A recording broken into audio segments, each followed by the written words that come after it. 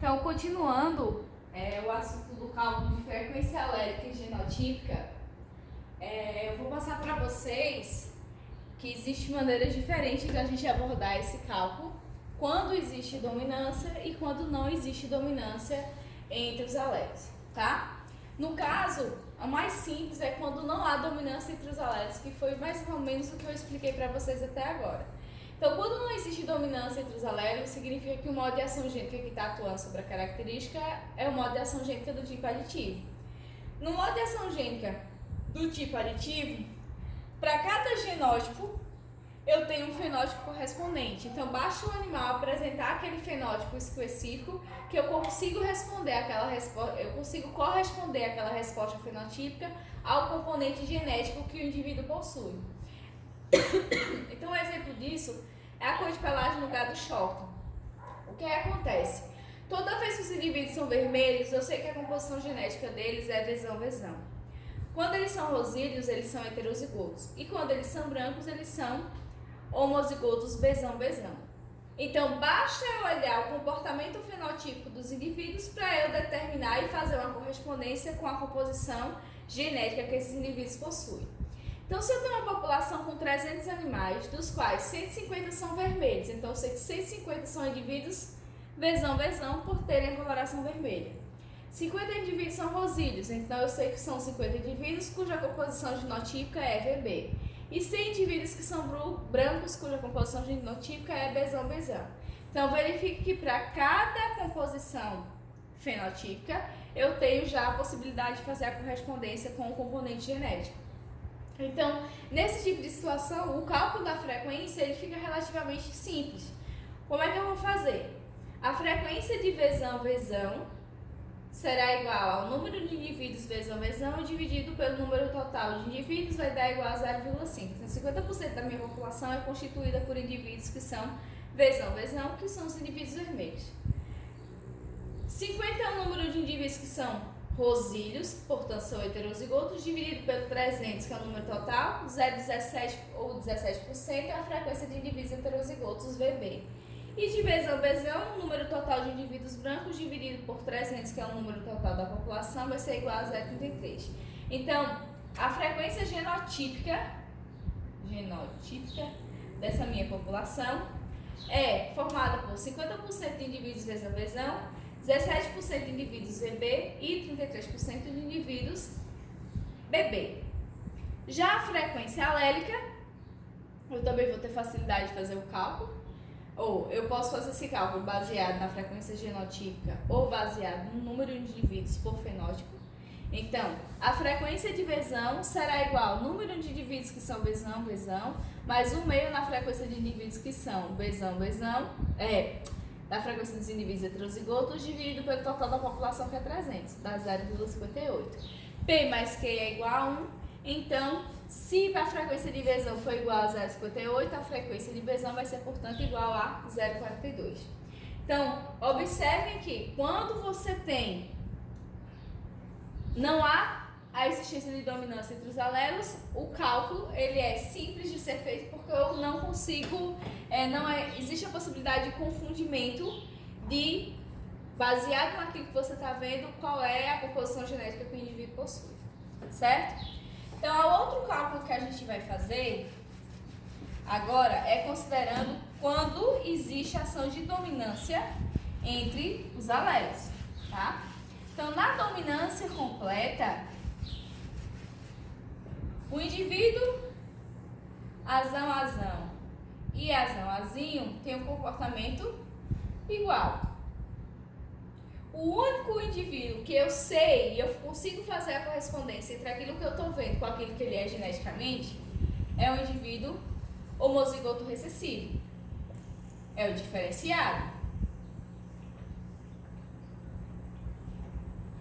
Por ser o diferenciado, é o único que eu consigo trabalhar com certeza quando comparado com o homozigoto dominante e o heterozigoto. Então, vamos colocar a seguinte situação.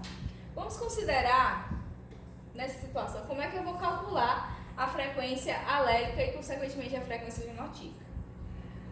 Vamos considerar um rebanho com 200 animais, certo?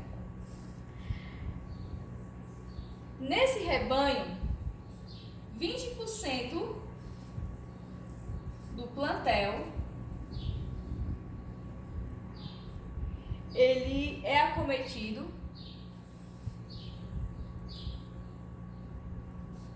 por uma doença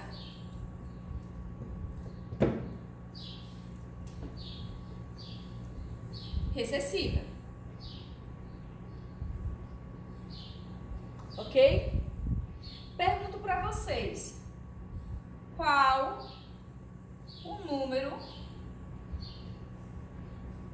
de animais livres do alelo recessivo esperado nessa população?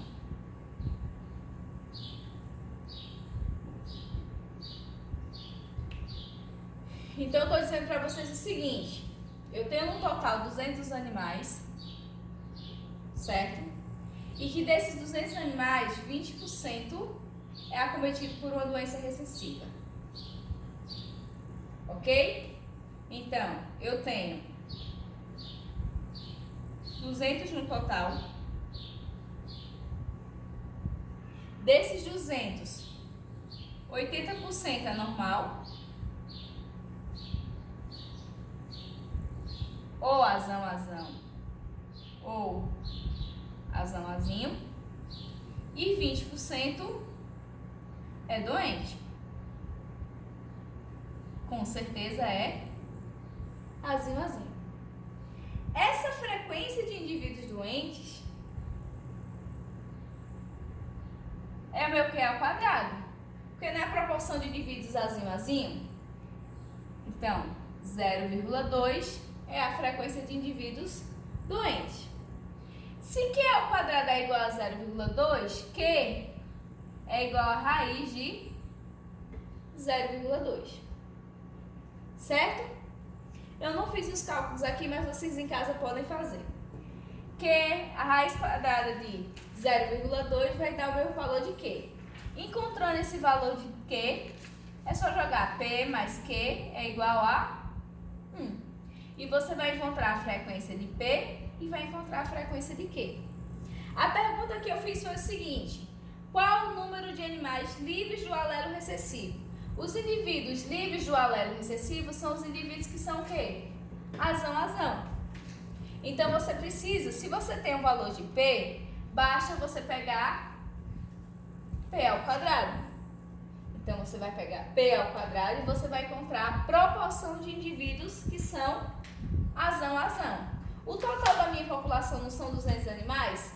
Então, eu pego esse valor, multiplico por 200 e eu vou ter o número de indivíduos que são azão.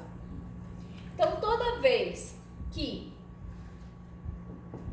há dominância, esqueci de apagar aqui, toda vez que há dominância, então você precisa fazer o teu cálculo baseado naquele genótipo que você tem certeza da composição, que é o genótipo recessivo, já que o genótipo dominante vai estar ali englobado tanto indivíduos azão quanto indivíduos azão, então o único que você tem certeza é da composição do homozigoto recessivo. Quando eu te dou o número de indivíduos doentes ou o percentual de indivíduos doentes, ou se eu te dou o número de indivíduos doentes, você vai pegar o número dos acometidos, dividir pelo total e você vai encontrar o seu Q ao quadrado. Aqui na questão eu já te dei essa proporção, já disse que era de 20%, então esse 20% já era o meu Q ao quadrado. Tira a raiz de Q ao quadrado, encontra o valor de Q. P mais Q é igual a 1, subtraio de 1 e eu vou encontrar o valor de P. Então você, dependendo daquilo que eu perguntar para você, você vai jogar naquela fórmula P ao quadrado, 2PQ, Q ao quadrado. Nesse caso, eu pedi só o quê? O número de indivíduos que são normais livres do alelo recessivo. Se eu tivesse pedido o número total de indivíduos, número de indivíduos que são homozigotos, você pegaria esses aqui e somaria com esse, o número total. Se eu pedisse só os indivíduos que são heterozigotos, aí você só pegaria o 2pq. Lembrando, quando eu pedir o número de indivíduos, lembrem-se que vocês precisam multiplicar essa frequência pelo número total de indivíduos, tá? Se eu pedir só frequência, ok, mantém p quadrado, 2pq que é ao quadrado. Mas se eu pedir o número de indivíduos, você tem que multiplicar pelo número total de indivíduos aquele valor de frequência que você obteve inicialmente, certo? Então, terminamos aqui a parte de cálculo de frequência alélica e frequência genotípica.